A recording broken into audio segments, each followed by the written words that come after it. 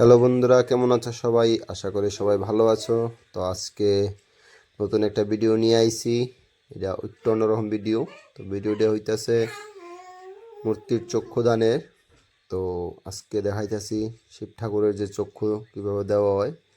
তো প্রথমেই সাদা রং ভইরা লওয়া হয়েছে, তারপরে উপর দিয়া 2-3 রং ইউজ করা হইব। তো ভিডিওটা একটু স্পিড হয়েছে।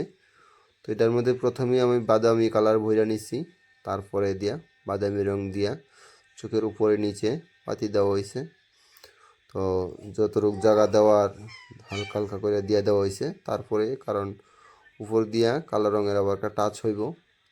তো প্রথমে একটা কালার সব দিক দিয়ে আগে দেওয়া লইছি, তারপরে শিবের ঠোঁটের লাগে আমরা প্রথমে পিঙ্ক কালারের, হালকা কালারের পিঙ্ক যেটা ইউজ করছি।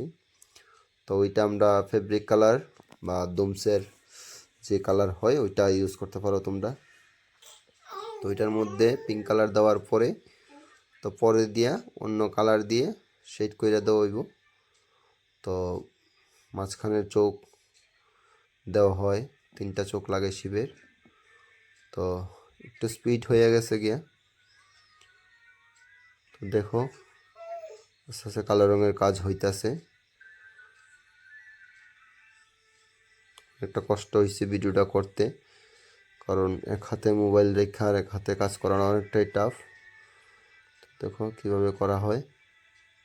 ভালো লাগলে অবশ্যই লাইক করবা এবং কমেন্ট করে জানাইবা যে কীরকম হয়েছে, কারণ তোমরা একটা কমেন্ট অনেক উৎসাহ দেয় নতুন নতুন ভিডিও বানানোর জন্য। তো কীরকম হয়েছে অবশ্যই জানাইতে হইব, অবশ্যই জানাইবা এবং ভালো লাগলে সাবস্ক্রাইব করবা, পাশে থাকবা। তো দেখো ফাইনালি প্রায় মোটামুটি শেষের পথে, এখনও একটু একটু ফাইনাল টাচ বাকি রয়েছে। দেখো অল্প সময়ের মধ্যেই ফাইনাল লুক দেখতে পারবা। দেখো লাস্ট মোমেন্টে একটু হাইলাইট করার জন্য ইয়েলো কালার ইউজ করা হয়েছে। তো ফাইনালি চোখ রেডি, তারপর উপর দিয়ে বার্নিশের কাজ হইব। তো দিলে আশা করি আরও ভালো লাগবো।